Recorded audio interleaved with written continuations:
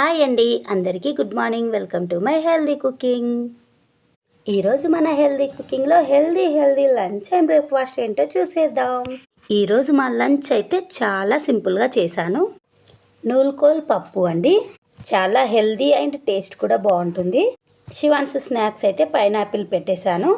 లంచ్లోకి అయితే నూల్కోల్ పప్పు curd rice పెట్టేశాను.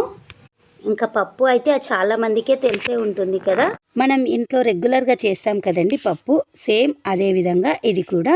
ఇంకా నేనైతే టమాటోస్ని నూల్కోల్ ముక్కల్ని అన్నీ వేసేసి ఈ విధంగా పప్పు ముందుగా ఉడికించాను. తర్వాత కొంచెం ఆయిల్, అల్లం వెల్లుల్లి ముక్కలు, ఎండుమిర్చి, కరివేపాకు వేసి ఇలా తాలింపు వేసుకున్నాను. మీరు మీ స్టైల్లో పప్పుని ఎలా చేస్తారో అలానే చేసుకోవచ్చు. ఎలా చేసుకున్నా కూడా ఈ పప్పు మాత్రం చాలా అంటే చాలా బాగుంటుంది. ట్రై చేయండి. ఇంకా లంచ్ కోసం చపాతీ కూడా చేసేసాను. ఇందులో రాగి పిండి, గోధుమ పిండి కలిపి మల్టీగ్రెయిన్ చపాతీ లాగా చేశానండి. ఇది ఈరోజు లంచ్ అండ్ బ్రేక్ఫాస్ట్.